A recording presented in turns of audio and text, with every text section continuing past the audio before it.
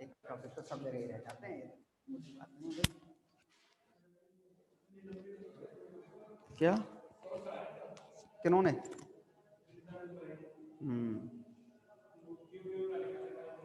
अच्छा चलो भाई सुनो जरा आगे की बातें।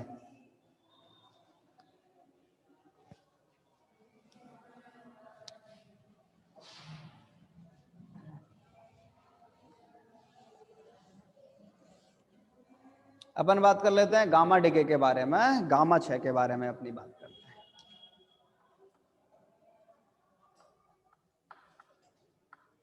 देखो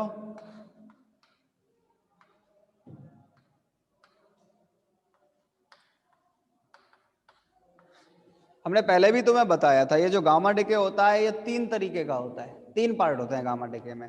एक तो सिंपली गामा डिके तो होता ही होता है, एक होता है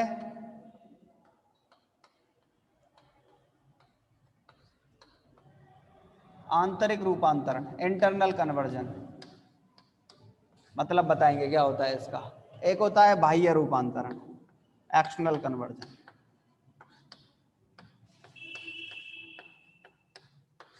सबसे पहली बात गामा डिके का मीनिंग क्या है। गामा डिके का सिंपल सा मीनिंग है जब किसी नाभिक से अल्फा कण या फिर बीटा कण का उत्सर्जन होता है। अगर मान लो किसी नाभिक से क्या निकल जाए, अल्फा पार्टिकल या बीटा पार्टिकल,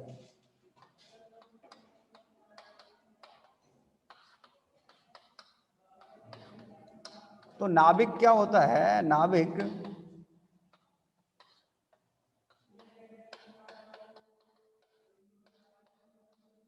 उत्तेजित अवस्था में आ जाता है जब किसी नाभिक से अल्फा या बीटा पार्टिकल का निष्कासन होता है, क्योंकि उससे एनर्जी बाहर आती है। तो अपन क्या बात कर रहे थे, जब नाभिक से अल्फा या बीटा पार्टिकल का उत्सर्जन होता है तो नाभिक किस में होता है, उत्तेजित अवस्था में। और ये उत्तेजित अवस्था का नाभिक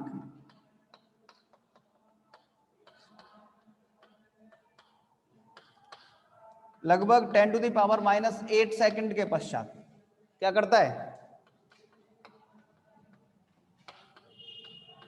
मूल अवस्था में आ जाता है, फंडामेंटल स्टेट या ग्राउंड स्टेट में आ जाता है। तो इस पूरी प्रक्रिया में जब उत्तेजित अवस्था से मूल अवस्था में आता है तो विकिरण का क्या करता है, उत्सर्जन करता है। और ये जो विकिरण है जिनको अपन इलेक्ट्रोमैग्नेटिक रेडिएशन कहते हैं, ये विद्युत चुंबकीय जो विकिरण है, यही क्या होता है, गामा रेज होते हैं, और यही गामा डिके होता है। सिंपल सी बात, अपन जो उत्तेजित अवस्था का जो नाभिक होता है उसको एक स्टार के थ्रू शो करते हैं। जैसे मान लो आपके पास एक नाभिक है ZX से, ये उत्तेजित अवस्था का नाभिक है जिस नाभिक से अल्फा या बीटा पार्टिकल का क्या हो चुका है, उत्सर्जन हो चुका है। ZX से प्लस गामा रेडिएशन, ऐसी स्थिति होती है। जैसे अगर एग्जांपल के तौर पे अपन बात करें 12Mg27, ये एक रेडियो एक्टिव पदार्थ होता है मैग्नीशियम, और इसको स्टार या एस्टरिस्क बोलते हैं वैसे इसको।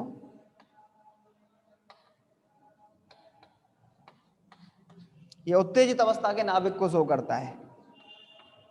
12Mg27 प्लस गामा रेडिएशन, ये गामा डिके के बारे में बात होती है। चलो अब जर्नली ये जो पूरा गामा डिके है ये संरक्षण के नियमों का भी पालन करता है। मींस अगर मान लो एक अवस्था, जैसे अपन ने अल्फा पार्टिकल के बारे में बात की थी, वो भी संरक्षण के नियमों का पालन कर रहा है। बीटा डिके हुआ, वो भी संरक्षण के नियमों का पालन कर रहा है। हमने कहा कोणीय संवेग का संरक्षण करता है, रेखीय संवेग का संरक्षण करता है, द्रव्यमान का संरक्षण करता है। ऐसे ही ये गामा जो रेडिएशन है ये भी क्या करता है, संरक्षण के नियमों को फॉलो करता है। ठीक है, जरा देखो आओ।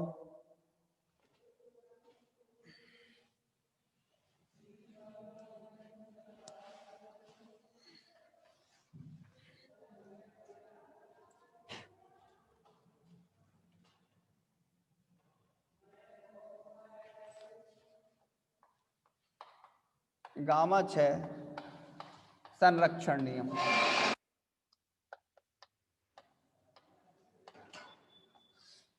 सबसे पहली बात,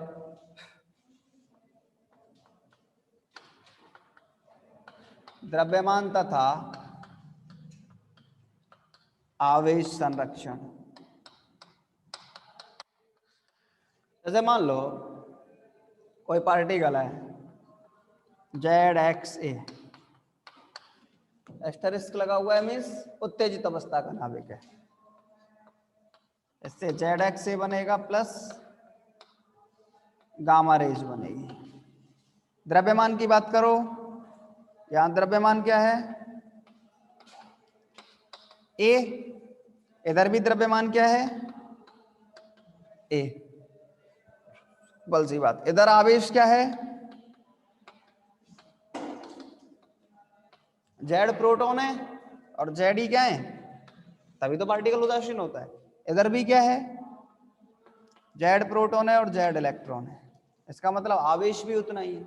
सिर्फ क्या हुआ है, एनर्जी आई है। इसका मतलब ये जो गामा रेडिएशन है ये कैसा पार्टिकल होता है, या गामा रेज क्या होती है, आवेश रहित होते हैं और द्रव्यमान रहित होते हैं। इनमें केवल और केवल क्या होती है, ऊर्जा होती है। ठीक है, ये तो होता है द्रव्यमान और आवेश का संरक्षण। दूसरी बात,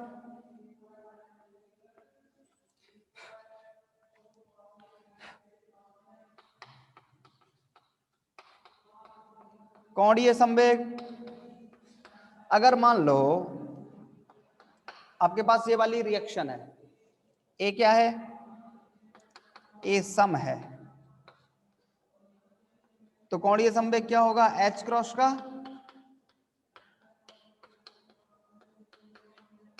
पूर्ण गुणज होगा, परफेक्ट मल्टीप्लायर होगा। चलो, और अगर ए का वैल्यू विषम हुआ तो H क्रॉस का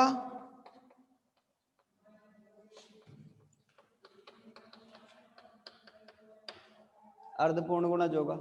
दो बात है। अब इधर वाली स्थिति में भी ए है, इधर वाली स्थिति में भी ए है, तो इसका मतलब कोणीय संवेग जो क्रिया से पहले होगा या गामा डिके से पहले होगा, वही कोणीय संवेग गामा डिके के बाद होगा। अगर ए का वैल्यू विषम है तो वही H क्रॉस का अर्धपूर्ण गुणज पहले होगा संवेग, और वही H क्रॉस बाद में होगा। इसका मतलब कोणीय संवेग का भी क्या रहता है, संरक्षण रहता है। ठीक है, चलो तीसरी बात,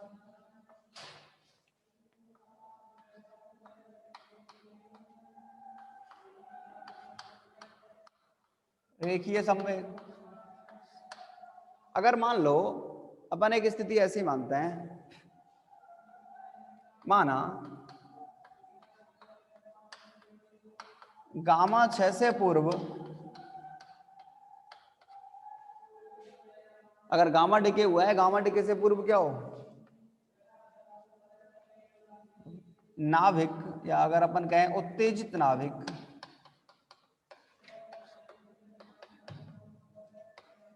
किसमें है, स्थिर अवस्था में रखा हुआ है।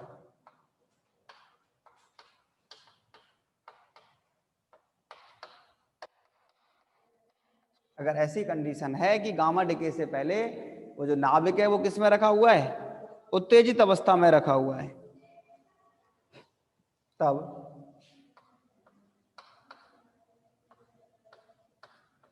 एच न्यू अपॉन सी का जो वैल्यू है, ये एच न्यू अपॉन सी है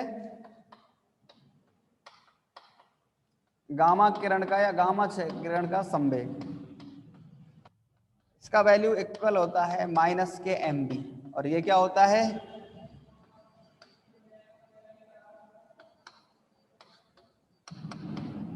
ये उत्पाद नाभिक का संवेग होता है।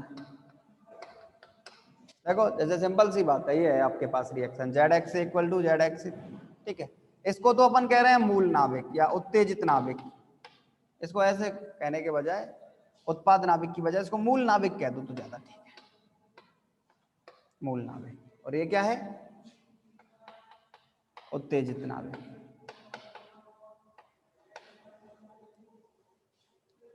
एच न्यू अपॉन सी संवेग का टर्म होता है,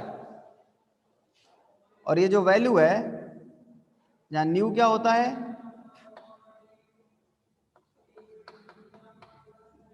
गामा रेडिएशन की, ये जो गामा पार्टिकल है या गामा रेडिएशन है उसकी आवृत्ति होती है। और ये प्रकाश के वेग c से क्या करता है, मोशन करता है, गति करता है। ठीक है,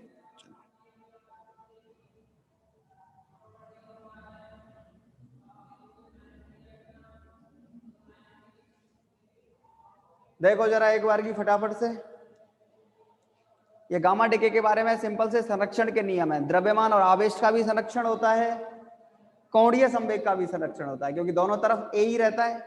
तीसरा, रेखीय संवेग का भी संरक्षण रहता है। अगर अपन मान लें कि गामा 6 से पूर्व उत्तेजित नाभिक किसमें हो, स्थिर अवस्था में हो, तो उस कंडीशन में क्या होगा, इधर का संवेग तो 0 हो जाएगा, इसका संवेग एम भी मान लिया, मान लो द्रव्यमान एम है और वेलोसिटी भी है, और इसका संवेग क्या हो जाएगा, एच न्यू अपॉन सी। तो एच न्यू अपॉन सी का वैल्यू माइनस के एम भी हो जाएगा। ठीक है, जहां न्यू क्या होती है, रेडिएशन की आवृत्ति। इसको एक्चुअली गामा फोटोन भी कहते हैं। ये फोटोन ही होता है, जो गामा पार्टिकल जो बाहर निकलता है वो क्या होता है, गामा फोटोन होता है। ठीक है, चलो अब जरा अपन दूसरी बात करते हैं। एक होता है अपने पास आंतरिक रूपांतरण, एक तो सिंपली ये गामा डिके, गामा रेडिएशन। एक दूसरा पार्ट आता है उसमें इंटरनल कन्वर्जन का। क्या होता है उसमें, देखो जरा।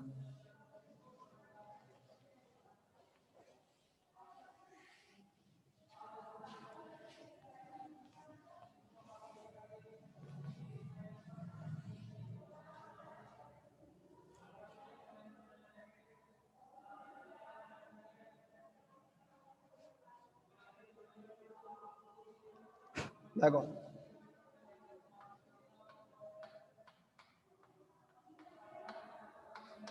आंतरिक रूपांतरण, कई बार क्या होता है, जैसे ही उत्तेजित नाभिक मूल अवस्था में आता है तो उससे जो रेडिएशन क्रिएट होता है, जो विकिरण उत्सर्जित होते हैं,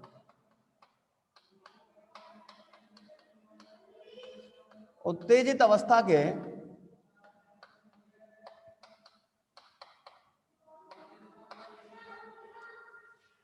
जो नाभिक है वो जब मूल अवस्था में आता है तो क्या करता है, ऊर्जा का उत्सर्जन करता है। अब ये जो ऊर्जा उत्सर्जित हुई है, इसमें से कुछ ऊर्जा तो क्या होती है, या फिर अगर अपन कहें कि जो यहां से यहां तक का जो ऊर्जा अंतराल है उसके बराबर की ऊर्जा तो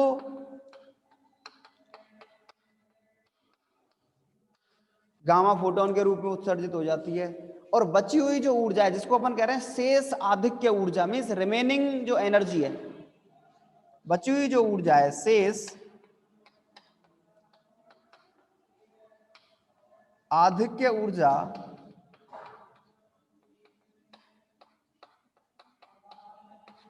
परमाणु से कक्षीय इलेक्ट्रॉन को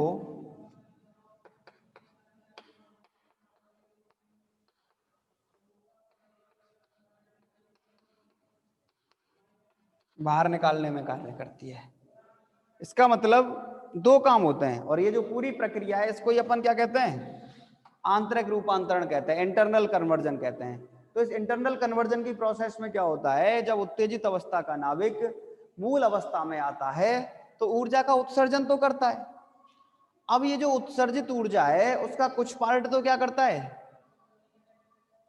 गामा फोटोन के रूप में एनर्जी को रिलीज कर देता है, या गामा फोटोन के रूप में ऊर्जा निकाल देता है। और जो बची हुई जो ऊर्जा है, भाई ऐसा नहीं है कि सिर्फ इतनी ऊर्जा निकले उसमें से, कई बार ऐसा होता है कि ऊर्जा का मान ज्यादा होता है जब उच्च ऊर्जा अवस्था से निम्न ऊर्जा अवस्था में संक्रमण करता है। वो डिपेंड करता है कि वो कौन से ऊर्जा स्तर में पहुंच गया है। भाई उत्तेजित अवस्था के भी तो ऊर्जा स्तर है, ये तो मूल अवस्था, मूल ऊर्जा स्तर है। प्रथम उत्तेजित ऊर्जा अवस्था, द्वितीय उत्तेजित ऊर्जा अवस्था, तृतीय उत्तेजित ऊर्जा अवस्था। तो इसको चाहिए तो इतनी एनर्जी गामा फोटोन रिलीज करने के लिए। अगर मान लो पार्टिकल यहां से आ रहा है चल के, तो यहां की जो एनर्जी बची वो एनर्जी क्या है, शेष आधिक्य ऊर्जा।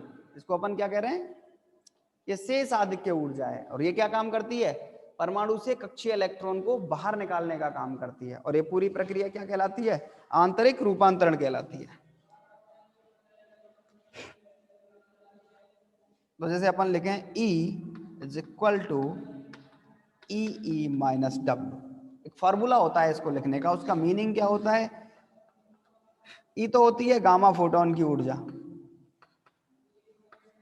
अगर जो गामा फोटोन आंतरिक रूपांतरण की प्रक्रिया से बाहर निकला है उसकी ऊर्जा के बारे में डिस्कस करें तो ई तो क्या होती है? गामा फोटोन की ऊर्जा। ये ई होती है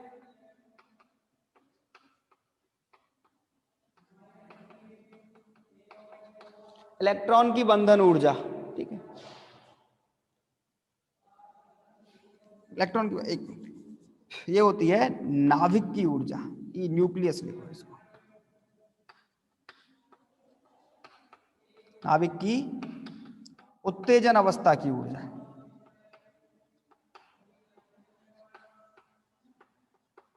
और W होती है इलेक्ट्रॉन की बंधन ऊर्जा।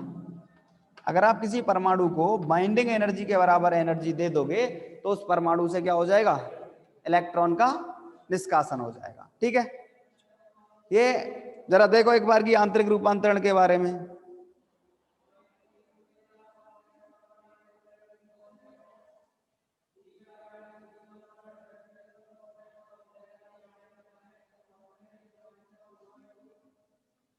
ठीक है, चलो तीसरी बात करते हैं अपन, बाह्य रूपांतरण। देखो बाह्य रूपांतरण में क्या होता है, देखो इसमें भी कक्षीय इलेक्ट्रॉन का निष्कासन हो रहा है, एक दूसरी प्रक्रिया और होती है।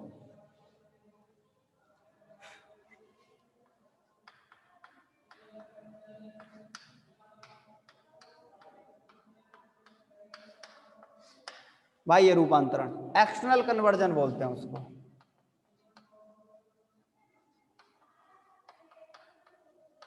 देखो मतलब क्या होता है एक्सटर्नल कन्वर्जन का। अभी तो हमने ये कहा था कि साहब उत्तेजित अवस्था का जो नाभिक है उसमें से कुछ गामा फोटोन के रूप में ऊर्जा चली जाती है, कुछ कक्षीय इलेक्ट्रॉन को बाहर निकालता है। लेकिन कई बार ऐसा होता है, अगर मान लो अपन किसी परमाणु से बाहर से टक्कर करवाएं, यदि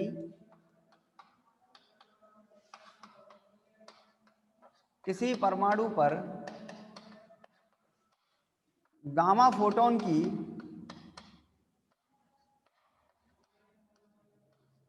टक्कर करवाई जाए, मींस बाहर से टक्कर करवा रहे हैं, इसको एक्सटर्नल कन्वर्जन बोलते हैं। तो ये क्या करता है, जब बाहर से टक्कर होती है गामा फोटोन की तो पार्टिकल से क्या निकल आता है? इलेक्ट्रॉन बाहर निकल आता है। तो परमाणु से इलेक्ट्रॉन का उत्सर्जन होता है। जनरली ये वही प्रोसेस है जैसा फोटो इलेक्ट्रिक इफेक्ट में होता है। ये जो बाह्य रूपांतरण है ये क्या है? फोटो इलेक्ट्रिक इफेक्ट है। अपन क्या करते हैं फोटो इलेक्ट्रिक इफेक्ट में?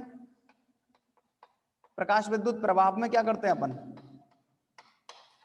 किसी धातु पृष्ठ को बाहर से ऊर्जा देते हैं, ऐसा ही तो करते हैं। और बाहर से ऊर्जा देने पर उससे इलेक्ट्रॉनों का क्या होता है? निष्कासन होता है। अपन वही काम कर रहे हैं। अपन ने क्या किया, अगर अपन किसी परमाणु को बाहर से गामा फोटोन की टक्कर करवाएं, बाहर से गामा फोटोन की टक्कर करवाएंगे तो क्या होगा? परमाणु से इलेक्ट्रॉन का उत्सर्जन होगा, ठीक है। और ये प्रक्रिया क्या कहलाती है? एक्सटर्नल कन्वर्जन कहलाती है, बाह्य रूपांतरण कहलाती है। अगर मान लो, माना इलेक्ट्रॉन की गतिज ऊर्जा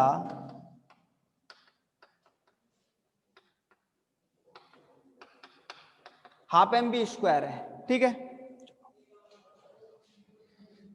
ये फोटोन की ऊर्जा है, जो फोटोन अपन बाहर से काम करवा रहे हैं। और ये क्या है? W, ये कार्य फलन है, इलेक्ट्रॉन को बाहर निकालने के लिए आवश्यक ऊर्जा है। ये इसका क्या होता है? फॉर्मूला होता है ½mv² इक्वल टू h⁻ के W, ठीक है। तो ये तीन पार्ट हुए अपने पास, गामा डिके, इंटरनल कन्वर्जन और एक्सटर्नल कन्वर्जन। ये इलेक्ट्रॉन की गतिज ऊर्जा है, ये क्या है? ये गामा फोटोन जो अपन ने क्रिया करवाने के लिए भेजा है उसकी एनर्जी है। और ये क्या है? कार्यफलन भी बोलते हैं इस वर्ड को अपन, इलेक्ट्रॉन निकालने के लिए आवश्यक ऊर्जा, ठीक है। अगली सारी बातें अपन नेक्स्ट क्लास में करेंगे। आज के लिए इतना ही।